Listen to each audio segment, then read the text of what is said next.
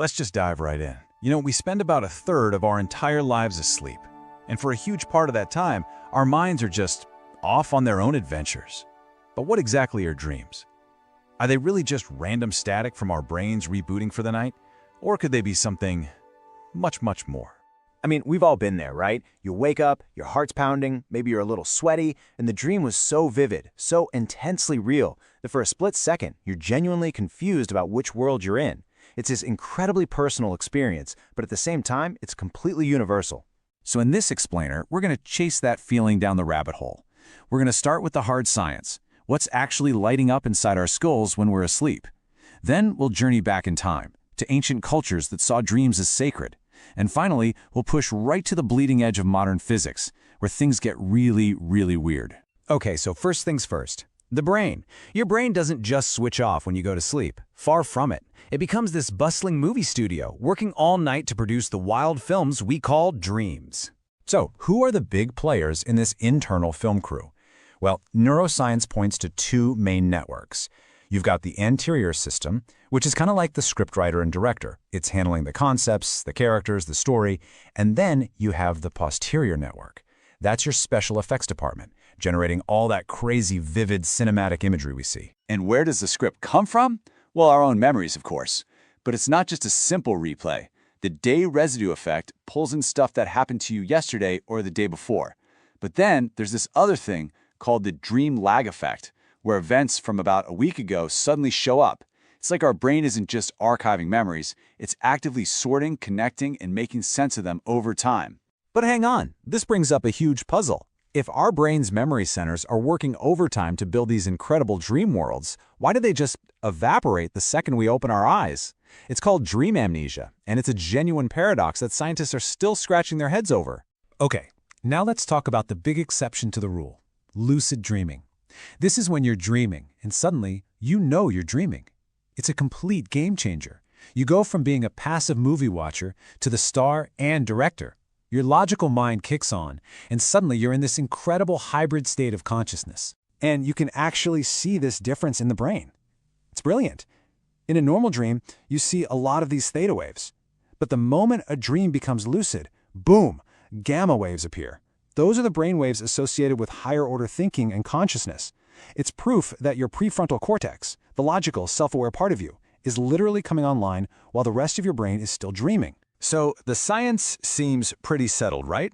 Dreams are a private show, a movie produced by and for an audience of one. It's all happening inside a single skull. Well, that explanation works perfectly until it doesn't. Because if that's the whole story, how in the world can two people have the exact same dream? This brings us to the phenomenon of shared dreaming. And honestly, this throws a massive wrench into that neat little scientific model we just talked about. It forces us to ask a really uncomfortable question. What if the mind isn't entirely locked away inside the brain? And listen, this isn't just urban legend or a few spooky stories. We are talking about thousands of well-documented accounts. It often happens between people who are deeply connected. Twins, partners, a parent and child. People who report visiting the same places, seeing the same things in the same dream on the same night. So how could that possibly work? Well, the explanations really push the boundaries of what we think we know. One of the most fascinating ideas is called the family unconscious. It suggests that people with deep bonds might tap into some kind of shared energetic field when they're asleep, a space where the line between your mind and my mind just gets blurry, or maybe disappears altogether. But this idea of a shared consciousness, of a reality beyond our own that we can access through dreams, it isn't new at all. In fact, for most of human history, that was the default belief. Ancient cultures didn't see dreams as brain noise. They saw them as doorways. Take the ancient Greeks. If you were sick, you might perform something called temple incubation. You'd literally go to sleep in a sacred temple, hoping a god would show up in your dream and give you a diagnosis, a cure, or some profound piece of advice. For them, dreams were a direct line to the divine. Or look at shamanic traditions all over the world. Shamans see our waking world as just one of many, many realities, and they use tools like the steady beat of a drum to intentionally enter a dreamlike state and travel to these other worlds to find wisdom or healing. It's an active, purposeful journey. And then there's the Aboriginal cultures of Australia. For them, the dreaming is not just about what happens when you're asleep. It's the foundational, timeless reality that underlies everything. Past, present, and future all exist there at once. It's the source of all life. It's everything. And in Tibetan Buddhism, they have dream yoga. This is where they take lucid dreaming and turn it into a serious spiritual discipline.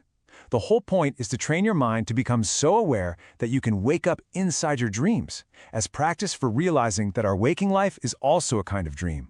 The ultimate goal is total enlightenment. So when you lay it all out like this, you start to see this amazing pattern emerge. These cultures are separated by thousands of miles and thousands of years, but they all arrived at the same incredible conclusion. The world we see with our eyes open is not the whole story, and dreams are one of the main gateways to seeing the rest of it.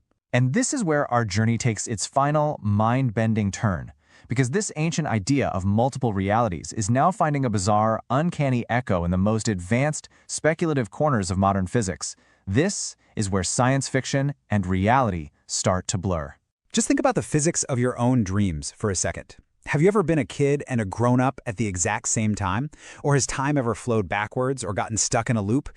Have you walked right through a solid wall? Or teleported from your bedroom to the moon in the blink of an eye? In the real world, that's impossible, but in a dream, that's just normal. And here is where it gets absolutely fascinating. The bizarre rules of quantum mechanics actually provide a perfect language for dream logic. Being a kid and an adult at once, that's basically superposition. Walking through a wall, scientists call that quantum tunneling. It's as if our brains, when left to their own devices at night, naturally operate on quantum principles. Now, this has led some physicists and thinkers to some really wild theories. What if dreams aren't just like quantum physics? What if they are our way of actually perceiving other realities? Could that feeling of déjà vu be a faint memory of a parallel life you visited in a dream? Could things like the Mandela effect be the result of us collectively glimpsing a slightly different timeline while we sleep? So after all of this, neuroscience, ancient wisdom, quantum physics, where does it leave us? You know, there's this beautiful metaphor from the Sufi mystics that I think ties it all together. It says that our mind is like a mirror, and our dreams are the reflections we see in it. If our mind is cluttered and agitated, the reflection is distorted. But if our mind is clear and calm, the reflection is luminous and true. So in the end, after exploring the inner space of the brain, the outer realms of ancient wisdom, and the very fabric of the multiverse, the entire journey just brings us right back to one simple, profound question.